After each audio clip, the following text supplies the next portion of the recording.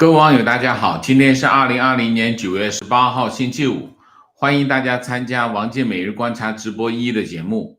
我们今天的题目是美国商务部微信 TikTok 周日下架，胡锡进台湾海峡没有中线这是两个新闻主题，都很重要，所以我今天全部都会做都会讲。先说新闻先说新闻一。美国商务部周五发出指令这个指令分两部分。第一部分，从9月20号开始，禁止美国民众下载微信和 TikTok 不会强制现有的美国用户停用这两个应用程序，但不准他们的版本更新也不禁止美国的企业在中国使用微信这是第一。第二，禁止苹果公司、谷歌公司和其他的应用平台向美国民众提供微信和 TikTok 两款应用软件的下载和更新服务，但不会禁止海外民众使用下载。第三，禁止微信在美国进行转账和支付服务这是第一部分第二部分，微信从2020年9月20号开始， TikTok 从2020年11月12号开始禁止以下交易：一，在美国提供任何移动互联网托管服务；二，在美国提供移动互联网内容供应服务；三，在美国提供移动互联网点对点传输服务；第四，在美国境内软件开发和访问服务。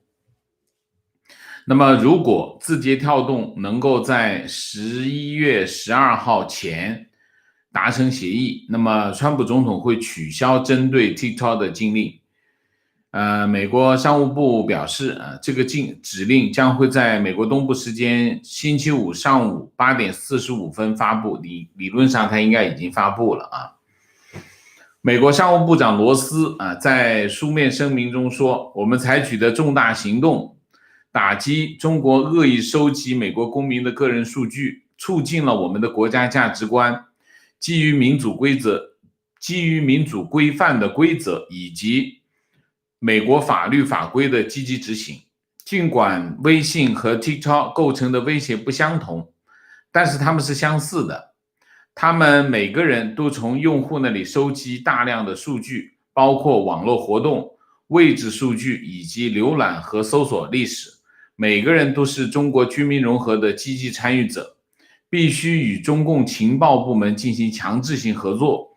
这种结合导致使用微信和 TikTok 对我们的国家安全造成无法接受的风险。好，新闻讲到这里，什么意思呢？什么意思？两点。第一点，美国把微信赶出美国就是说微信我先分两部分说先说微信微信从星期天开始从本周日开始下架就是说大家不能够在所有的下载商店找到微信，理论上是这样这是第一个。第二个，不能下载第二个大家仍然能使用这个没问题就是美国政府不禁止已经下载了的这个软件继续使用，但是不能够更新，因为没有人提供更新然后呢，还有一个就是腾讯不能够在美国提供微信服务，也就是说我刚才讲的第二部分它必须在美国以外提供微信服务，也就是说理论上来说从周日开始，正在使用微信的用户在美国正在使用微信的用户，他们访问的服务器应该不在美国的，他应该是访问美国以外的服务器因为也就是说他们有点像什么？有点像在中国访问这个 Facebook 跟脸书大概是这样的情况那也许他会找一些近点的服务，比如说他跑到加拿大去设置一个服务器，让大家访问加拿大可能会快一点。但是这不可能这么短时间内实现，因为大家知道，微信提供的服务是个非常庞大的服务啊，而且数据量非常的大。如果要搞数据中心的话，那要很长时间，需要一个数据中心和非常大的带宽才能够连接这些服务的。所以从这个角度来说，星期天开始，大家在用微信的时候微信的应用会没那么顺畅啊，因为它可能要把你的访问引导到其他的地方去，而且短时间之内不可能有这么快建立新的这个数据中心来服务这些美国上千万的用户啊，这是微信啊。抖音的情况跟微信有点不一样，抖音呢就是停止下载、停止更新，这个是停止了，但是现有的用户还可以用，这个没问题啊，还跟微信是一样。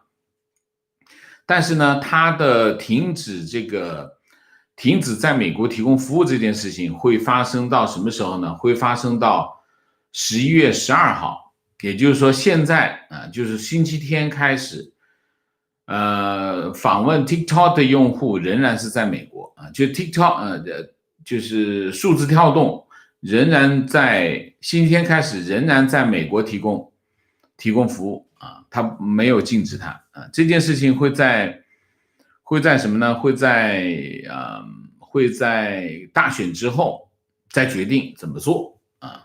什么意思呢？两个意思，第一个就是现有的在美国的 TikTok 的用户，他的使用 TikTok 的这个效果跟原来一模一样，没有变化，只是没办法更新，也没办法重新下载。就是说你一不小心，你把那个 TikTok 给删掉了，那对不起，你就找不到地方下载了啊，就是这样的情况。这是第一个。第二个，川普总统也不得罪现在的用户啊，就是意思就是你继续用吧，用到大选以后，我那个时候想怎么弄就怎么弄了，大概是这个意思啊，大概这个意思。这是第二啊，就是 TikTok 跟微信有点不一样，微信就是直接赶走，把微信赶走，但是我不封你啊，我不封你。那么，两者是有点区别啊。那么第三，大家有没有发现美国的事情就是这样啊？它在酝酿，这个政策在酝酿，然后政策在制定的过程当中敲锣打鼓，锣鼓震天，大家吵得翻天啊。但是政策实施的时候，大家看到没有，反而是没那么动静没那么大啊。其实呢，这是真正的开始啊。什么开始呢？就是大家还记得吗？8月5号啊，美国国务卿蓬佩奥宣布啊，把清洁网络扩展到清洁商店、清洁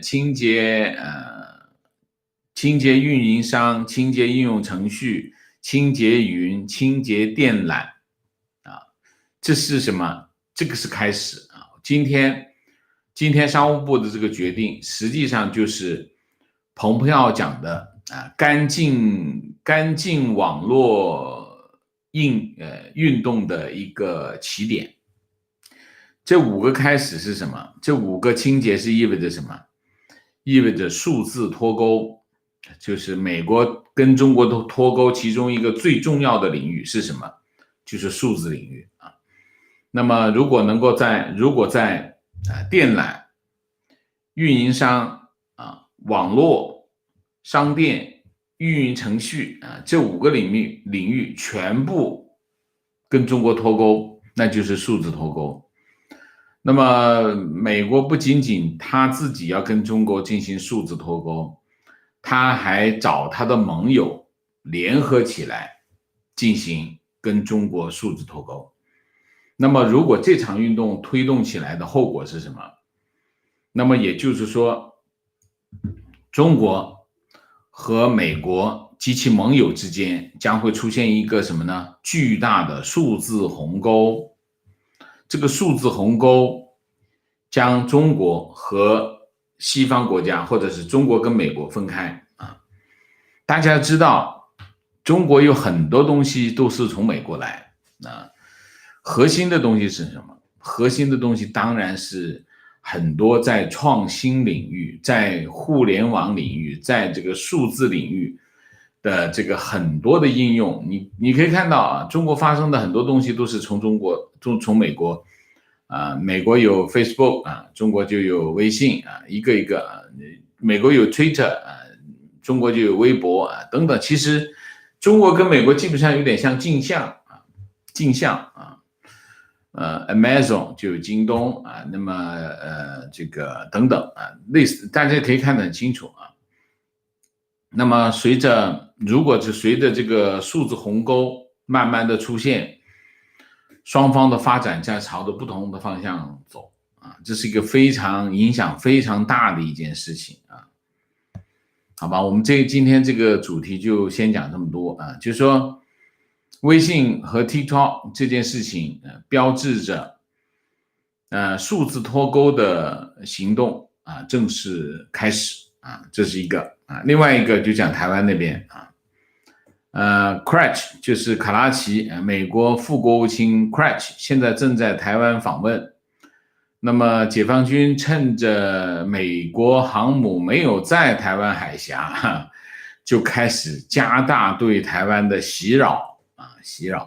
怎么个袭扰呢？除了原来的西南空域以外，原来呢解放军的这个战机袭扰通常是在台湾的西南空域啊。西南空域其实是中国大陆那边应该是广东和福建对开的海域啊，这边从这个地方就是袭扰台湾。那么这次不是了，这次就是除了西南、正西方、西部啊、正西方、北部和西北部啊，从四个方向对台湾进行袭扰啊。解放军而且不仅有战机，而且解放军军舰一度跨越这个台湾海峡啊。那基隆港待命的军舰也出港，台湾基隆港的这个军舰出港应对，就是已经出来了啊。台湾的国防部长严德发和参谋总长黄曙光进入这个衡山指挥所坐镇，那就是真的要认真的应对了啊。台湾国防部9月18号下午通过他的官网，那么公布解放军的动态啊。解放军总计有18架军机侵扰这个台湾空域啊，部分超过台湾海峡中线，机种包括轰6轰炸机2架，歼16战机8架，歼11战机4架，歼10战机4架，然后部分战机越中线啊。国军派遣空中巡逻及紧急起飞战机应对，广播驱离，还以这个防空导弹进行追踪、瞄准、监控啊。那么军迷记录啊，台湾有些军迷他随时开着这个国军的这个广播台听着啊。那么今天一早的这个国军以广播驱离共军的次数高达24次啊，分别是西南、西部、北部和西北部啊。广播的内容和以前有一个非常大的不同啊。原来呢说你接近我空域啊，这次喊的不是我空域，喊的是你已接近我领空啊，就不一样了。双方的态度都不一样了啊，而不是原来就通常讲空域，接近我空域。空域和领空不一样的概念啊。然后呢，全台各基地战机紧急起飞10次啊，10次。中国国防部18号上午说，这个准备在台湾海峡进行组织实战化军演。随后，东部战区发言人张春辉宣布，军演地点就在台湾海峡。说这个东部战区组织海空兵力在台湾海峡进行战备警巡和海空联合演练，检验多军种一体化联合作战水平。还说军演是为了应对当前台海局势的必要举措啊，意思就是针对这个 Crash 啊克拉奇的这个访台啊。那么台海局势一下子紧张起来，因为解放军的这个军演，那么18架次啊往这个台湾飞啊。那么著名的这个雕盘侠胡锡进，环球时报的总编辑啊，他的微信里面发了一段话，我念给大家听一下啊。不仅没有海峡中线，也没有台湾所谓的领空，以为美台关系就是保险箱了，瞧把民进党当局狂的，你们不是叫嚣为了捍卫独立主权要战至最后一兵一卒吗？好的，成全你们。大陆的军机今天就从4个方向飞过来了，今后会飞得更近，飞到台湾岛上空，准备战斗吧。这是什么？这是2个。第一个当然是威胁啊，威胁就是要打仗的意思啊，这是第一个，就是他威胁就是以前说我们有实力打你啊，现在不是说有实力打你，是我要打你啊，而且让你准备战斗啊，这是实质的威胁。这是第一个啊，这是第一个。第二个和以前有点不同啊，以前呢，大陆方面呢对台湾进行这个武统威胁有一个很大的特征，就是不把事情说破，就是说到某个地方他会停下来啊，就是为什么呢？因为你不能把话说破了，因为把话说破了收不回来啊，收不回来。那么胡锡进这个话说的，飞到台湾岛上空准备战斗吧，这是把话说破了啊，就说我准备打你了。当然这里面有一点不一样啊，因为胡锡进呢，他是披着半官方的外衣啊，就他不算是像新华社、人民日报这么权威啊，他算是没那么权威。所以其实中国官方派遣这个环球时报，经常让环球时报说一些话呢，这个广东话叫什么？广东话叫弹弓扫碗，弹弓就是弹簧的意思啊，弹簧手啊，弹簧手呢是什么意思呢？就是用它来讲呢，这些话呢，我可以收回来，我就算他说了不算，就是你明明知道胡锡进这个人是个雕盘侠，是这个中国，你想一下，他是人民日报的子报，人民日报是中共中央机关报，他是人民日报的子报，那他算不算官方？当然算官方，但是呢，他一直假装自己不是啊，就是你看不见我，看不见我，就这个意思啊。那他用这个身份出来，意思是什么意思呢？就是我有的时候可以不认他说的话，这就叫什么？这叫赖皮啊。就是说我可以赖皮，就是说我说了的话，我能再吃回去啊。胡锡进就是这个，今天说的这个话就是这个意思，就是他可以把事情说破啊，我要打你，但是呢，回过头来呢，他又可以不认这个人不算我的人啊，这就是中共没有底线，这叫没有底线啊，这叫没底线。那么什么意思呢？就是当然，大家可以看到啊。这次 Crash 就是副国务卿克拉奇访台，大陆的反应比上次的卫生部长访台反应要强烈啊，大家有没有理解啊？但其实呢，这次克拉奇访台没有上次卫生部长阿扎访台来的高调，上次阿扎访台呢更高调啊。阿扎访台首先他是美国政府的专机飞到那个台湾去啊，这是第一个。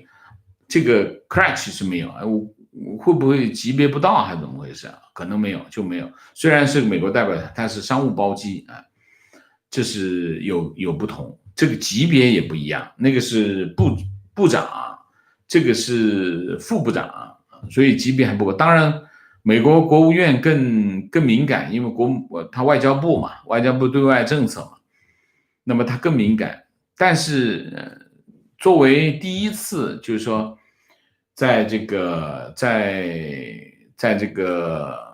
川普总统的任上，第一次部长级官员访问，那也是有一定的敏感性。但是你看那次有个不同的地方是，美国有航母在台海附近游弋啊，而且双航母刚刚演习完毕，所以解放军没那么大规模。这一次呢，前面有东沙岛百船围岛行动，这一次呢在台湾海峡直接军演，这次的反应比上次要强烈。为什么？我认为有2个原因啊。第一个原因就是这里面有一些条件可能就不具备。你比如说，上次有美国航空母舰在附近游弋啊，那么解放军就不大敢动。我觉得那是一个非常重要的原因啊。两者之间的最大的区别就是这次航母没来，解放军就觉得这个广东话叫松某松影啊，就是哎呀这个起劲了啊，就起劲了。这是第一个。第二个是什么？第二个我觉得是双方这个气氛不一样。最近这个中方的态度慢慢的又恢复了强硬的态度。最近大家有没有发现啊？中美之间之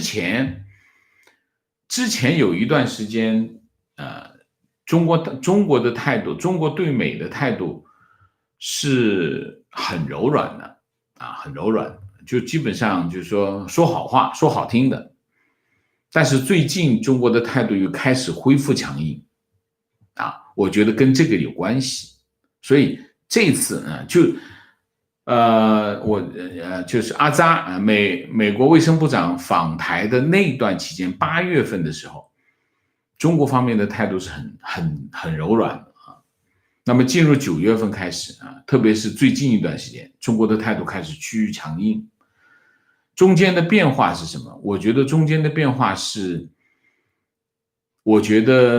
的最重要的变化就是好话说了一圈之后，发现好话没什么效果啊，怎么办？软的不行就来硬的吧。我大概觉得是这个方向啊，这个方向。那么从这个角度来说呢，双方撕破脸的可能性越来越大。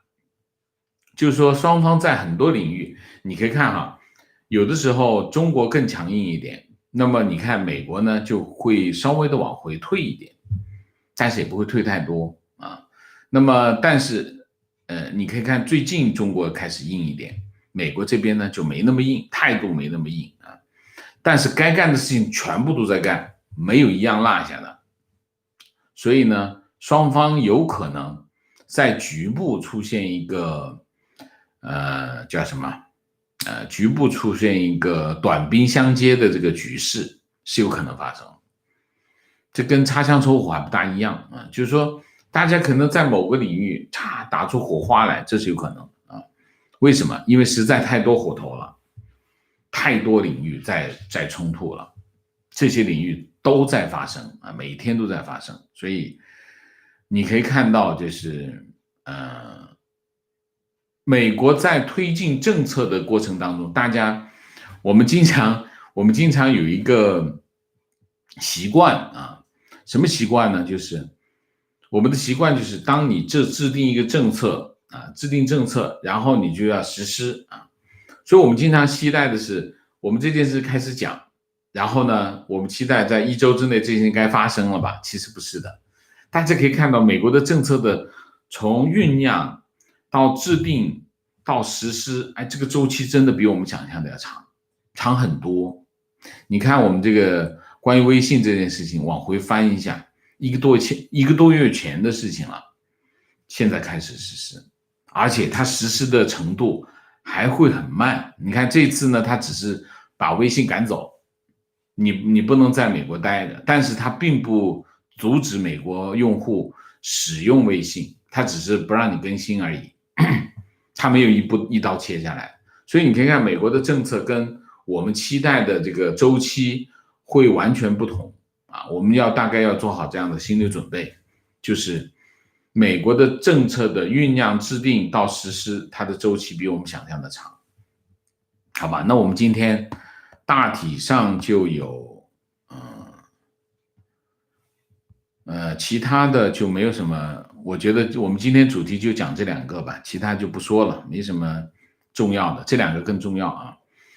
那我们下面就进入互动啊，进入互动之前例行公事，请大家点赞，请新来的网友订阅，请大家加入我们的会员，支持我们做更好的节目。特别提醒大家啊，请分享我们的视频，请推荐我们的频道啊，那我们现在被这个YouTube 的推荐的机会越来越少，所以我们需要依靠我们的网友的支持，让我们的节目和视频被推荐出去，我们才会有新的网友的加入，我们才能够成长啊。所以在这个里，我特别感谢大家的支持。好，我们进入互动啊，进入互动呢，请大家不要聊天，4个情况、问题、观点、情绪 ，OK。好，我们进入互动啊，看看今天大家有什么高见。啊，口播，口播一段赞助啊，感谢瑞图移民对本节目的大力支持啊，办理莫斯科护照，认准瑞图，美国瑞图移民专注北美，一手办理墨西哥护照，直接对接北美当地政府和机构，帮助你规划身份。瑞图移民的介绍和联络方式我会放在这个视频下方的介绍。本频道的网友可以获得$1000的优惠啊，我们在这里给大家推荐一下 ，OK。好，明谢 TT， 请王老师喝雾顶云雾茶，在美华人好好珍惜最后一个有微信的周末吧。在美国的华人微信还会有的啊，只是不一样，可能会使用体验会有一点区别啊，就在这里特别澄清一下啊，就是说美国并不是禁用微信啊，没有禁用微信啊，现在只是说不让下载啊，不让更新，然后把微信在美国的服务移走，但是美国的用户在美国的微信用户，包括 TikTok 的用户仍然能够正常使用，只不过使用的体验会有区别啊。Paul 孙，谢谢984 degree， 谢谢。Good evening, sir. Buy you an Indian Manthi Majaga. 谢谢。Eagle X， 谢谢。如此喜讯，敬王老师一杯，谢谢。Jessie 蔡，谢谢。阿绿，谢谢。Carol 长，谢谢。好，情绪，我为我经营的2家小店所做的2件事情感到自豪。1，从去年下半年开始，优先雇香港员工。2，在小店的前台说明谢绝微信支付。 OK， 谢谢啊，非常感谢啊。情况 TikTok 声明反对美国商务部的决定，继续推进对美行政命令的诉讼啊。OK， 提问，其他限制 TikTok 的从11月20日开始，这是因为大选吗？另外王老师，你觉得从伦理上，字节跳动是无辜的受害者吗？其实是其他的限制，其实是讲的是什么呢？大家知道我们用手机的应用程序是有2个部分，一部分就是装在大家手机里的应用程序啊。应用程序呢，这就是你要在一个下载商店下载啊，比如说苹果手机在苹果商店，那么其他的手机呢就在其他的平台下载，这是一块服务啊，这是一块服务就在你手机里。另外还有一块服务就是当你在打开这个手机的这个应用程序的时候，手机就会连接什么呢？连接它的后台，它的后台就是服务器，就是供应商，比如说微信就有个服务器，你的手机打开的时候呢，就会连接到它的服务器，服务器里有各种各样的数据啊，你才能够进行交换，才能使用。你跟别人打电话也好，给人发信息也好，其实是你的数据跑到他的服务器，他的服务器再跑到另外一个人手机里，理解吗？所以呢，他就会提供一个服务啊。那么微信提供的是全球服务啊，全球服务呢，它就会根据全球的这个用户的分布的情况，在不同的区域设立什么呢？数据中心啊。数据中心是什么？数据中心就是一大群服务器。那你比如说，在美国，美国有个数据中心，美国甚至可能有几个数据中心啊。那么这个数据中心，你的手机一打开呢，就会连到你在美国的数据中心。那么就很顺畅的就进行连接，然后你才能打电话、发视频、发这个语音等等啊。那么他现在的动作是什么？美国的禁令的动作是什么？第一个禁令就是不能够在商店下载，或者是把商店从商店里面下载，商店里面下架，大家就在里面看不到微信或者看不到 TikTok 这个应用的程序。这是第一块。第二块是什么？你不能把服务器放到美国，你把这个得搬走啊，意思就是你不能够连接到美国啊，那你连接在海外吧，就这个意思。那这个影响有多大？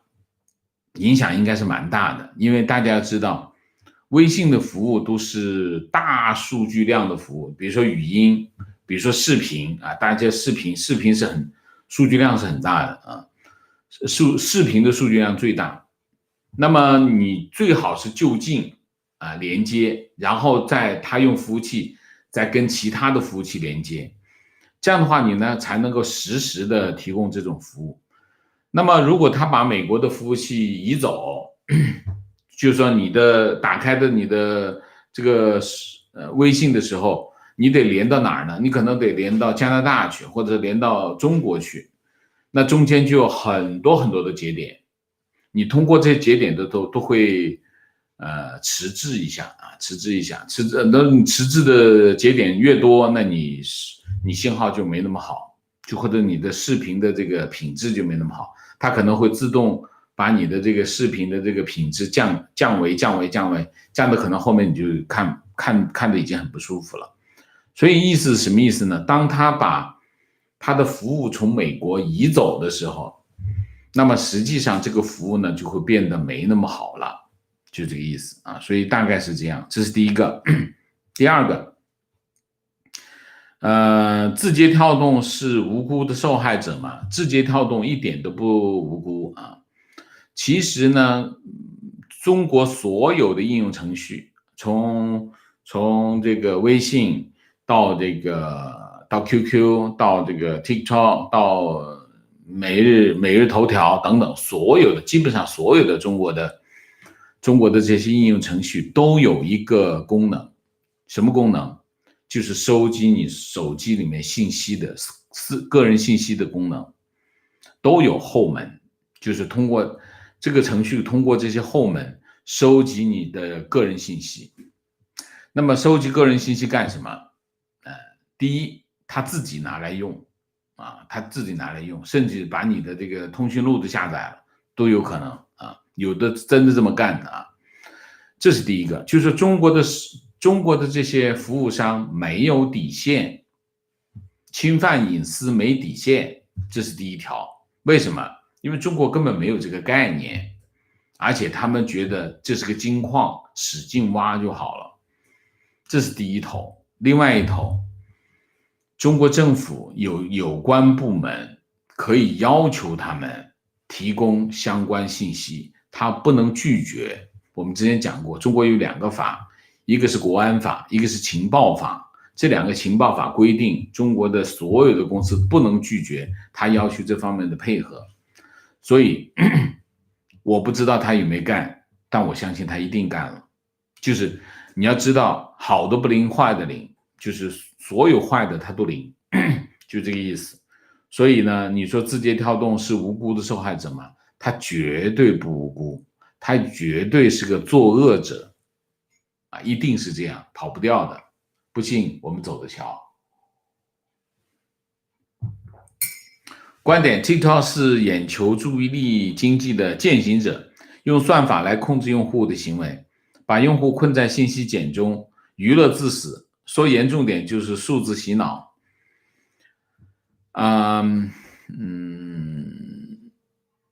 从商业的角度来说呢，他这么做呢，并没有过错啊，就是说他用这种方式来对他的用户进行高强度的捆绑啊，这个他说商业上没有过错啊。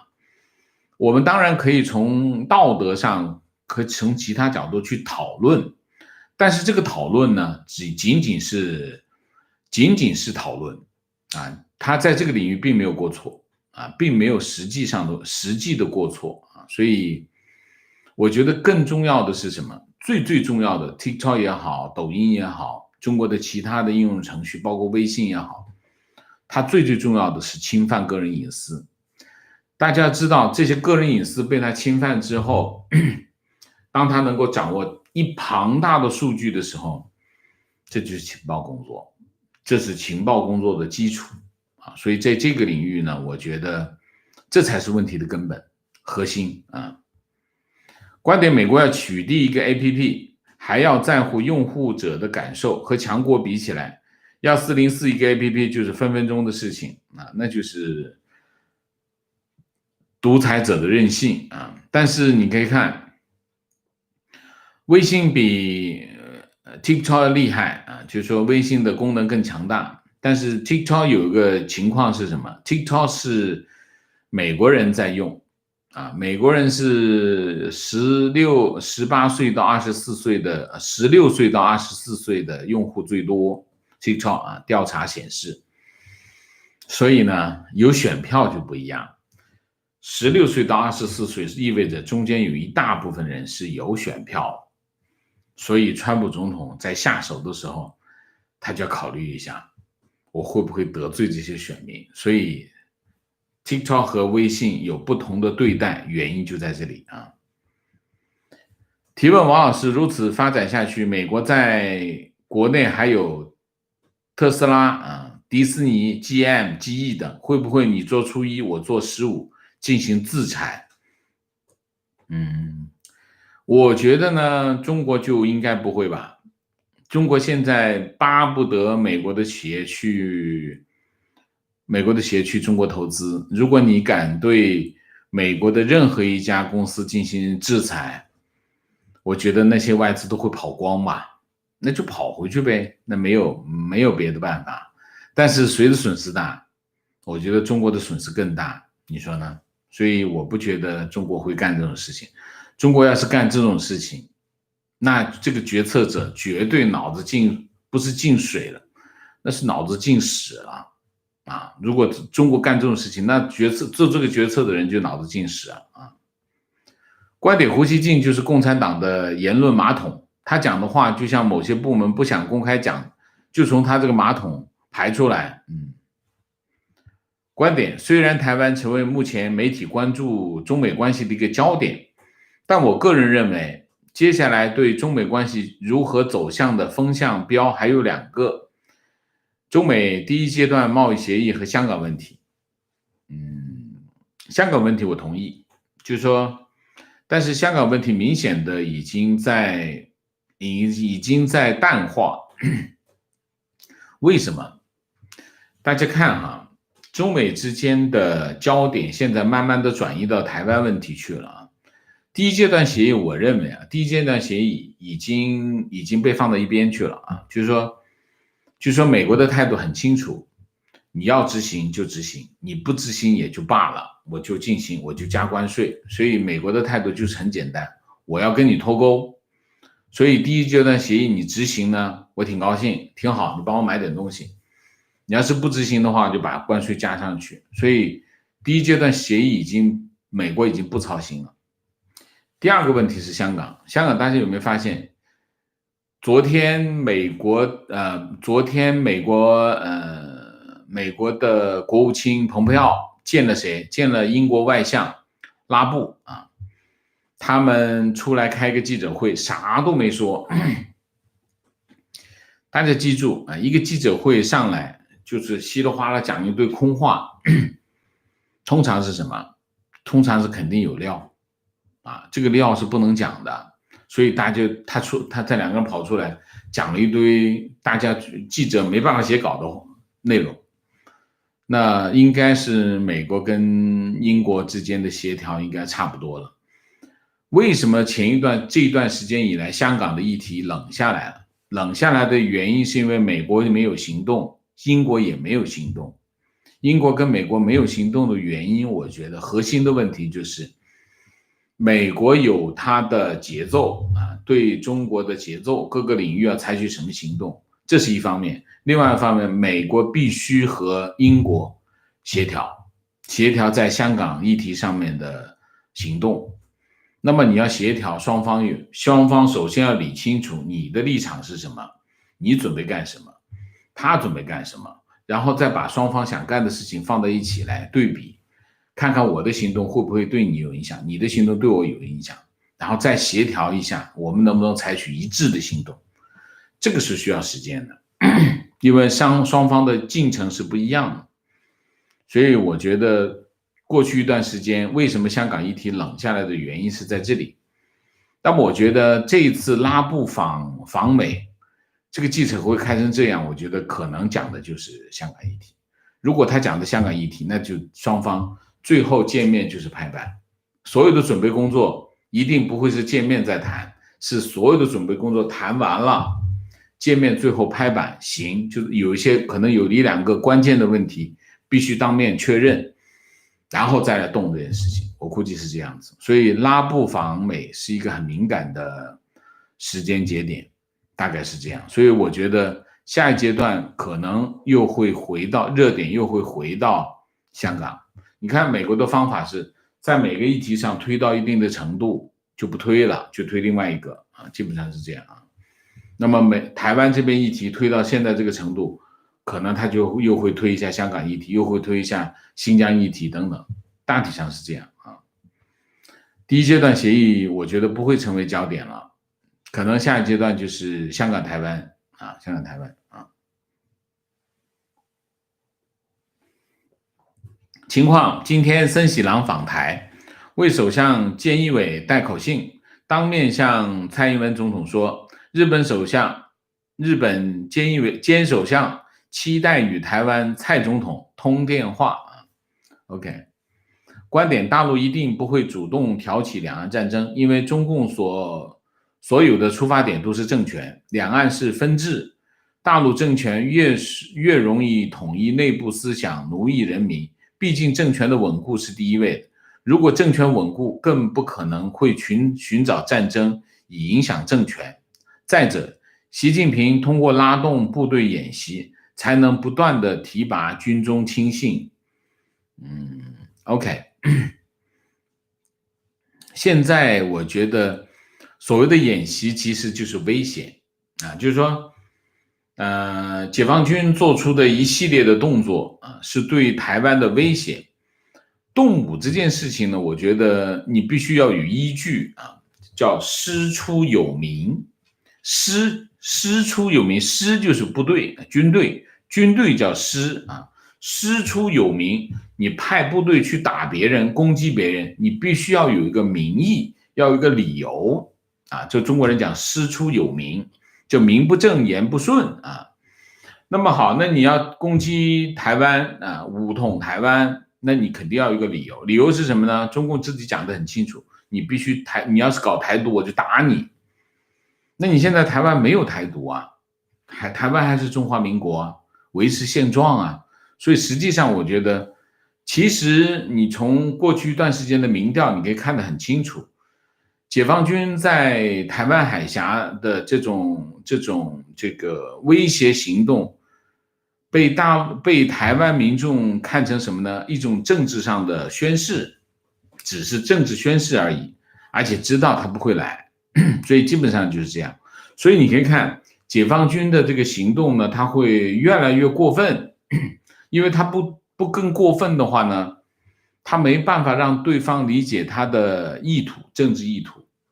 所以你可以看啊，两岸之间可能这个在台湾海峡当中的这种对峙会越来越激烈，会不会擦枪走火呢？是有可能的，那个时候真的就要看谁的力量大了啊。观点对于中共要敢于亮剑，要敢于强硬。作为墙内人，我坚决支持对大陆进行全面封锁。有时候只能使用休克疗法，才能使国人感到痛，才能让他们抛弃中共。全面封锁很难呐、对大陆进行全面封锁，对大陆能够进行全面封锁的只有一个国家，就是美国啊，就是美国。那么全面封锁这件事情不现实啊，不现实。中国是一个很庞大的国家啊。情况中共真有民企，真正的民企吗？都是和中共勾兑的各种官商勾结。我认识国内的民企的老板，都是各种公司合营时花很少的钱买的原国企的设备、厂房赚的第一桶金，还有很多都是白手套。所以个人认为，中共的体制下很少有真正的民企。中共收割他们，很大意义上是拿回自己的股权。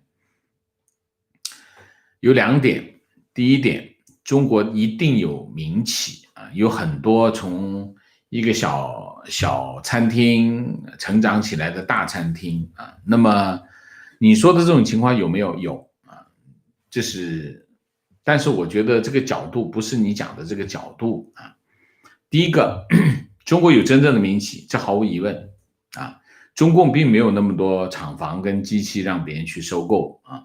中国现在有这么大的经济体，那么已经诞生了很多很多的工厂和企业，所以那不是你多少你去沿海地区看一下你就知道啊。就是说，中国没有那么多厂房跟机器，这是第一个。你说的这种情况有没有？有，这都不是现在的事情，那都是几十年前的事情了啊。所以呢，就是说，你说有一些民企搞这个收购国企的厂房设备，然后自己发展壮大，那也是花了钱的呀，对吧？也不是白送的。你说勾结，你就把它抓起来呗，对吧？你要勾结贪污受贿，那肯定就贪污受贿，以此论处呗。所以在这个问题上，不能够说中共收割他们就是拿回自己的股权，这个不公道啊。第一，如果当初有个交易有合同，你说他怎么去收买了他，拿出证据来办他的案，如果你签了这个合同就得认账，这就是契约啊。所以你不能因此就说他们中国的民企啊是收购他们是拿回股权，这是耍赖，这是第一。第二，但是有一点你没讲到啊，就是说中国民企发展到一定的程度的时候，它必须跟官员，不一定是政府，一定要跟官员勾兑。为什么？有2点，如果他跟官员不勾兑，那么他的企业未必守得住。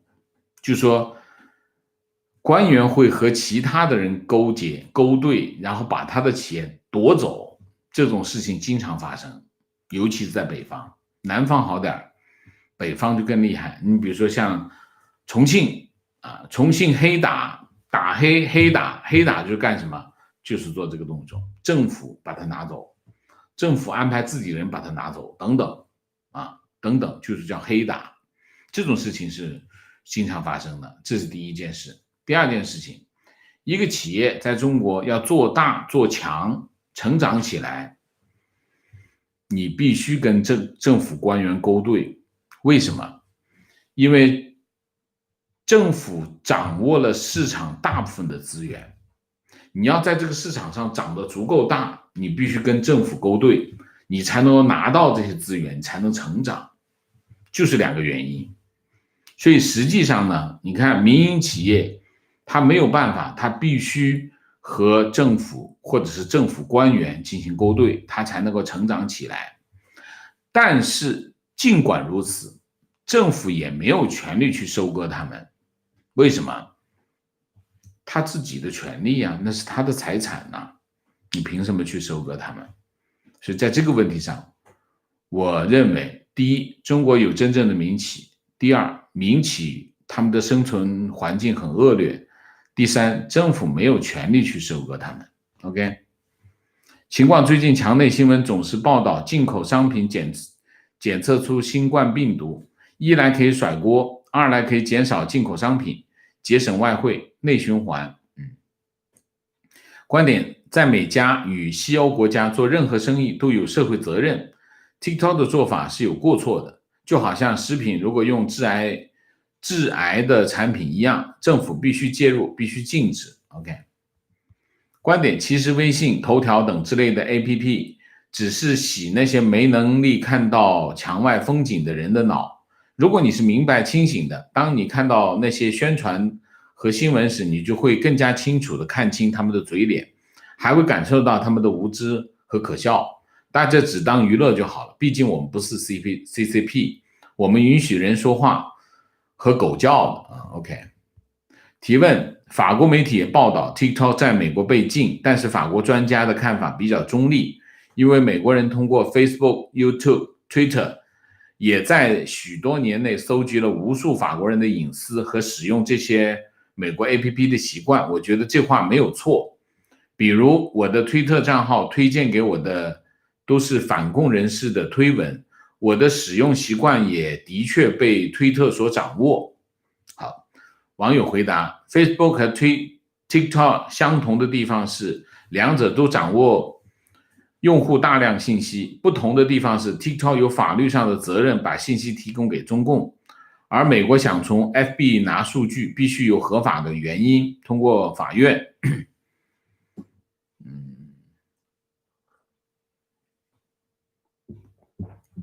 那我们要讲清楚个人隐私啊，个人隐私有边界，就是说个人隐私是有边界的，就是说我哪些东西属于隐私的范围，我哪些的东西不属于隐私的范围啊？你比如说我的电话本，我手机里面的电话本是我的隐私啊，那么我的联络的记录，我跟其他人沟通的东西都属于我的隐私啊。那么平台可不可以拿我的电话本？不可以。可不可以拿我和别人的这个通讯记录作为他的一些分析的东西？不行啊。我们就说隐私是有边界的啊。那么平台可以通过你的访问打开不同的功能，就是他通过他平台掌握的一些你的行为来分析你的行为模式，这是可以的。所以我们讲隐私是有边界的，但是隐私的边界以内的东西平台不可以碰。所以在这个问题上大家一定要搞清楚什么呢？ Facebook 也好 Twitter 也好，他们有些东西是可以做的，有些东西是不可以做的。他做了那些不可以做的事情，他付出沉重的代价。比如说 Facebook 曾经去下载这个他的用户下载几百万5万，大家可以去查一下，有个案子，我印象中是几百万用户的这个通讯录，结果他赔了几亿美元啊！大家记住，政府是要抓这些行为的，这就是 TikTok 和 YouTube、Facebook 不同的地方，大家理解了吗？ TikTok 也好，这微信也好，他们在法律上是要跟政府合作，把他们手上的所有的东西交给政府的，交给中国政府的。所以它和美国的这些社交平台有本质的区别。所以呢，你刚才讲的这个是你的用户习惯会被推特掌握，这是没有疑问的，这是平台可以做的事情。但是你的通讯录它不能够用啊，这个是必须的。所以大家搞清楚什么叫隐私，平台可以做什么，平台不可以做什么啊。情况，腾讯在美国禁令生效前将企业 WeChat 应用更名为 WeCom 不在美国对 WeChat 相关交易禁令之内。 OK， 提问，马老师，中共是不是耗准了美国和中国周边各国的脉，觉得不管他如何放肆，美日印澳都拿他没办法，无非是经济制裁而已，这些对中共都起不到釜底抽薪的作用。耗准了卖吗？我觉得没耗准吧，耗不大准吧，我不觉得是这样，他没那么厉害，你不要把他讲的那么厉害。我一直认为外界都是高估了中共的实力，低估了他的决心啊。你说耗准他的脉，我觉得不靠谱啊。就是为什么？哎，武大郎开店，你觉得呢？啊？推特上看到某中国人说最近赴美，但机场查出父或母其中有一人是党员，结果被遣返。这个我没看到。我今天看到有消息是讲什么呢？说这个要对中共党员在美国的中共党员要采取行动，但是父母是党员就被遣返，我第一次听说。提问：老师有专题说如何把生活过得好吗？对你之前说的感兴趣啊，把生活过得好，你要定义一下什么叫生活好啊？什么叫好？然后才能定义什么样把生活做得好，对吗？我没有这么大的题目，不可能一个专题讲得清楚，是吗？你觉得呢？观点：英国发行了李文亮医生的纪念币，这是个态度，这就是这个态度。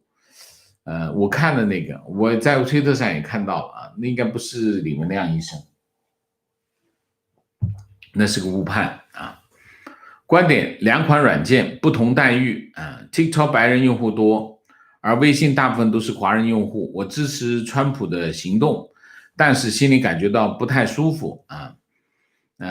讲白人就不大对，这就是种族歧视啊。就是说 TikTok 有大量的美国用户啊，那么它针对美国的年轻人的用户，所以它很多的美国年轻人的用户在用，应该是这样讲。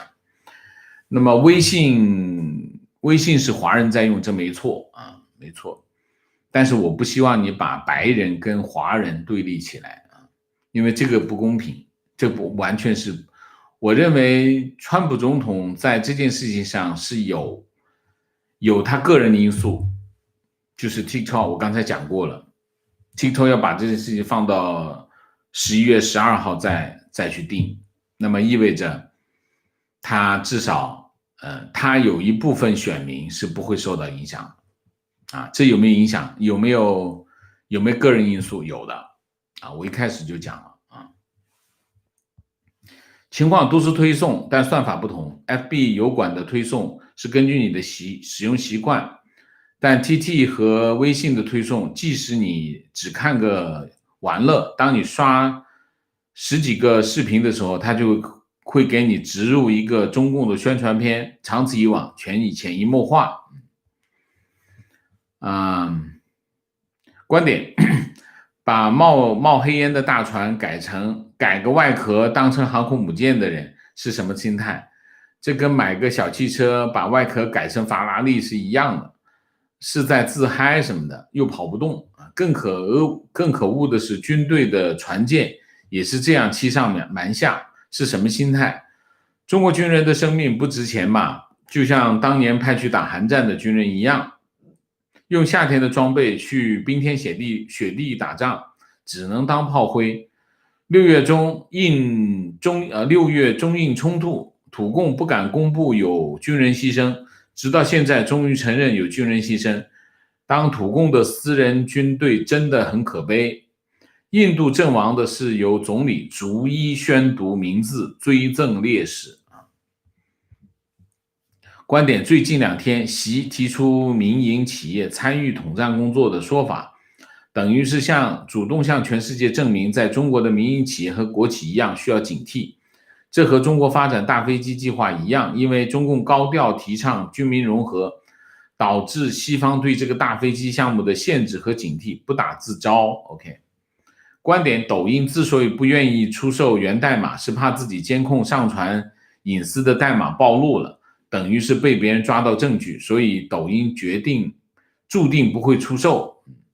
我也是这么认为，我也认为，就是说 TikTok 可能很难成交啊，因为对于中共来说，他情愿让字节跳动失去这个交易，他也不愿意让那个后台被人看到啊。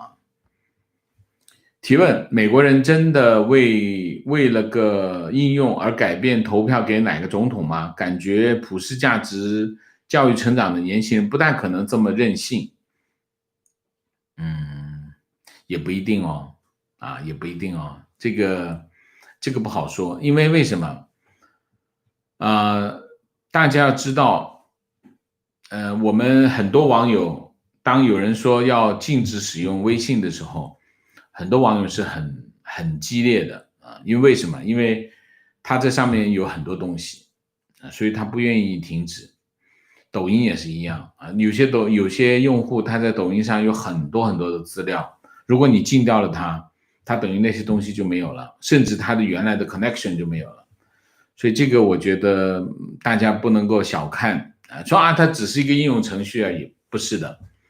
一个应用程序意味着什么？意味着某种生活方式，某种价值它是生活方式，它上面有承载的有价值。